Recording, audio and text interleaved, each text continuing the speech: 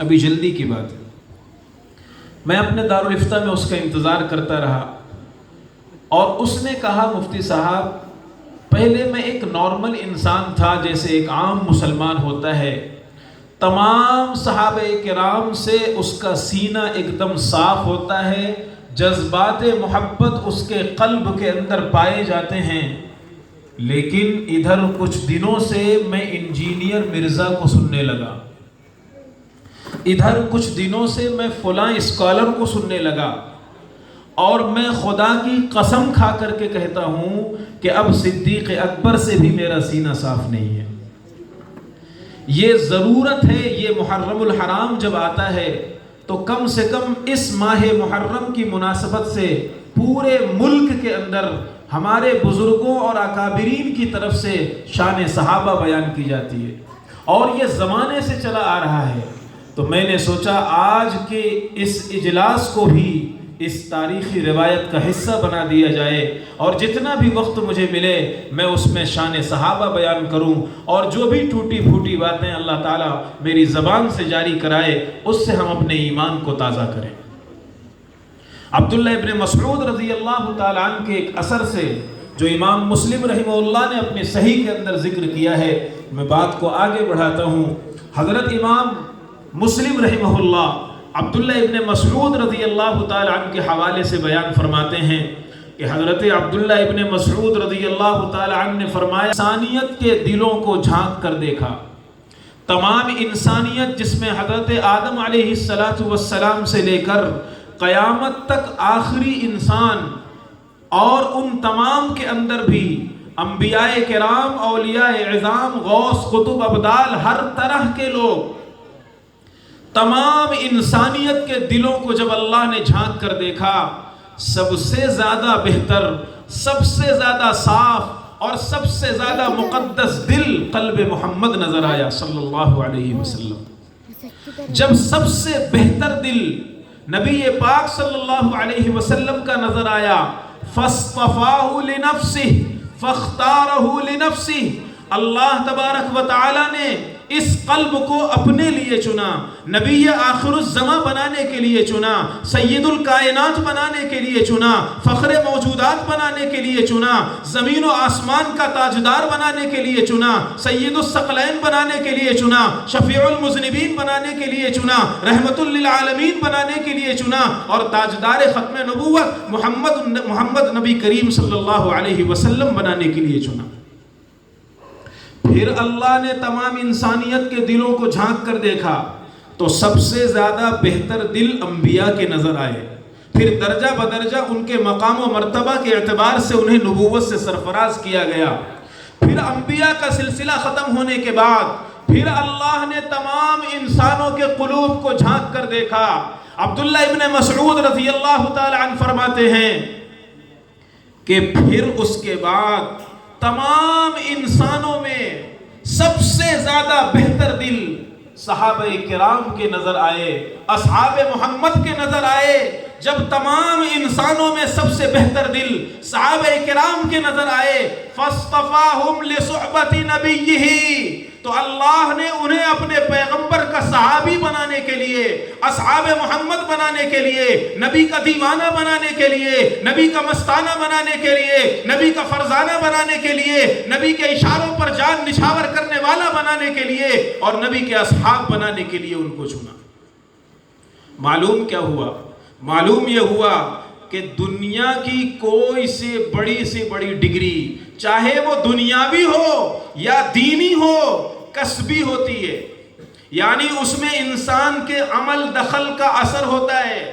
کوئی محنت کرے گا، اچھا عالم بنے گا، اور محنت کرے گا، مفتی کی ڈگری حاصل کرے گا، تخصصات پڑھے گا، دنیاوی تعلیمات دیکھے.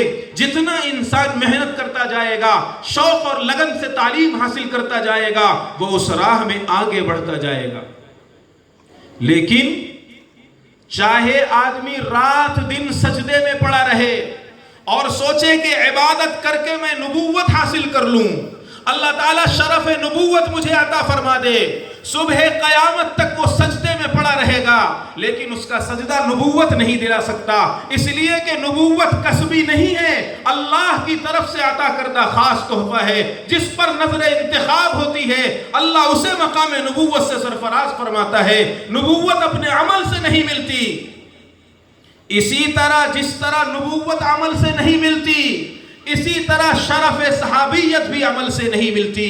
دنیا کے اولیاء، غوث و قطب ابدال، ریاضت، عبادت، تلاوت، ذکر، اذکار، تسبیح، مراقبہ اور ساری کوشش کر لیں لیکن ادنا سے ادنا صحابی کے مقام کو نہیں پہنچ سکتے۔ معلوم یہ ہوا کہ صحابہ کرام کو اللہ تبارک و تعالی نے جو خاص مقام عطا فرمایا ہے وہ یہ ہے کہ اللہ نے ان کو مصطفیٰ بنایا ہے بالمعنی اللغوی، اللہ نے ان کو چنا ہے اور نبوت کے لیے یعنی نبی کے یار بننے کے لیے ان کا انتخاب فرمایا ہے۔ پھر اللہ قرآن میں فرماتا ہے اولئک الذین امتحن اللہ قلوبہم للتقوی لہم مغفرۃ واجر عظیم۔ اللہ تعالیٰ ایسا نہیں ہے کہ صرف ان کا انتخاب ہو گیا اور ایک شرف عطا فرما دیا گیا اور پھر انہوں نے کوئی محنت نہیں کی، اللہ کی راہ میں کوئی قربانی نہیں دی۔ اللہ تعالیٰ فرماتے ہیں کہ جب یہ تاج ان کے سروں پر رکھا گیا تو پھر امتحان کے دور سے، آزمائشوں کے دور سے، مشکلات کے امتحان لینے والا احکم الحاکمین ہے اور امتحان کا رزلٹ جس کتاب میں ذکر کیا گیا وہ کتاب ومن اصدق من اللہ قیلا، اللہ کا سچا کلام ہے، کلام اللہ میں اس رزلٹ کا ذکر کیا گیا جو قرآن میں موجود ہے۔ اللہ تبارک و تعالی نے امتحان لیا، اور کیسا امتحان لیا؟ اور امتحان خدا لیتا ہے تو عام طور پر کس طریقے سے لیتا ہے؟ وَلَنَبْلُوَنَّكُمْ بِشَيْءٍ مِّنَ الْخَوْفِ وَالْجُوعِ وَنَقْصٍ مِّنَ الْأَمْوَالِ وَالْأَنفُسِ وَالثَّمَرَاتِ۔ اللہ تعالیٰ جب امتحان لیتا ہے تو عام طور پر امتحان مشکلات، پریشانیاں اس طرح کی کہ کبھی انسانوں پر خوف مسلط کر دیا جاتا ہے، جان کا خوف، دشمنوں کا خوف، حاسدوں کا خوف، جلنے والوں کا خوف۔ حضرات صحابہ کرام پر یہ خوف مسلط کیا گیا۔ مکی دور میں، شروع زمانے میں ان کے لیے گھر سے نکلنا مشکل ہوتا تھا۔ قرآن کہتا ہے تمہیں ایسا محسوس ہوتا تھا جیسے کوئی اچک لے گا۔ ایسا خوف، نمازیں چھپ کر پڑھنی پڑ رہی ہیں، اور ایک موقع پر یہ خوف اتنا بڑھا، سورہ احزاب میں اس خوف کا قرآن ذکر کرتا ہے جب 10,000 کا لشکر جس میں قبیلہ غطفان کے بڑے بڑے تیر چلانے والے اور بہت بہترین تیر چلانے والے فوجی شامل تھے، پورے مدینہ کو انہوں نے گھیر لیا۔ مدینہ چھوٹی سی بستی، ادھر 10,000 کا لشکر جرار آخری فیصلہ کرنے کے لیے، مدینہ کی اینٹ سے اینٹ بجانے کے لیے پورے دمخم کے ساتھ آ گیا۔ قرآن کہتا ہے قد بلغت القلوب الحناجر، وہ موقع تھا جس میں صحابہ تمہارے سینے، تمہارے کلیجے منہ کو آنے لگے تھے، مارے خوف کہ تمہاری حالت دیگرگوں ہو رہی تھی۔ یہ خوف میں اللہ نے مسلط فرمایا۔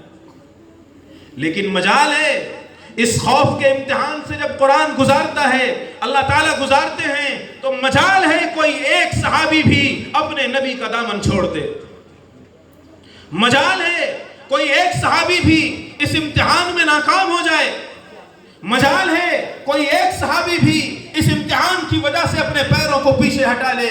نہیں، ایک ہاتھ میں سورج رکھ دو، ایک ہاتھ میں چاند رکھ دو، دامن محمد اب ہم سے چھوٹنے والا نہیں ہے۔ یہ صحابہ کے جذبات تھے، اور کس طرح، کیا جذبات تھے؟ حضرت سمیہ رضی اللہ تعالی عنہ، ادھیڑ عمر صحابیہ، بڑھاپے کی دہلیز پر قدم رکھ دیا انہوں نے، اور ادھر ابو جہل بہت بڑا طاغی، سرکش، باغی، گھیر لیا، ایک مرتبہ پکڑ لیا حضرت سمیہ رضی اللہ تعالی عنہ کو اور کہنے لگا بدبخت کہ سمیہ اگر تم نے نبی کا کلمہ نہیں چھوڑا اور نبی کا دامن نہیں چھوڑا تو آج آر پار کی جنگ ہوگی، اب تمہیں زندہ نہیں چھوڑوں گا، یا تو تم نبی کا کلمہ چھوڑو یا تم اس دنیا کو چھوڑ دو گی۔ ایسا نہیں ہو سکتا کہ تم دنیا میں رہو اور نبی کا کلمہ پڑھتی رہو۔ حضرت سمیہ بوڑھی تھیں، کمزور تھیں، نحیف اور لاغر تھیں، لیکن ان کے سینے میں پہاڑوں جیسا ایمان تھا، پہاڑ سے زیادہ مضبوط ایمان تھا۔ انہوں نے کہا ابو جہل جسم چھین سکتا ہے، جسم سے روح الگ کر سکتا ہے، لیکن دامن محمد سے مجھے جدا نہیں کر سکتا۔ پھر ہوا یہ کہ اس نے برچھا مارا اور حضرت سمیہ کو شہید کر دیا گیا۔ وَنَقْسِم مِّنَ الْأَمْوَالِ وَالْأَنفُسِ، جان لی گئی، امتحان لیا گیا، لیکن جان کے امتحان میں جان گنوا کر حضرات صحابہ کرام نے رزلٹ حاصل کیا۔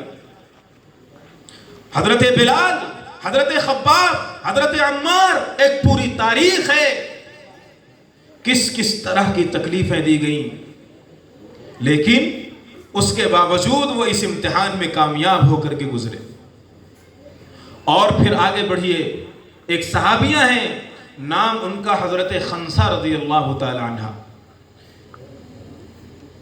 غزوہ احد کا موقع ہے، دشمنوں نے ایک خبر اڑائی، اور خبر یہ اڑائی کہ نعوذ باللہ سرکار مدینہ شہید کر دیے گئے۔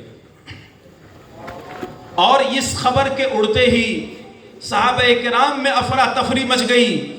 یہ خبر میدان احد سے اڑتے اڑتے مدینہ کے اندر پہنچی، مدینہ میں کوہرام مچ گیا۔ حضرت خنسہ رضی اللہ تعالی عنہ دیوانہ وار میدان احد کی طرف نکل پڑی۔ حضرت خنسہ جا رہی ہیں، کوئی آنے والا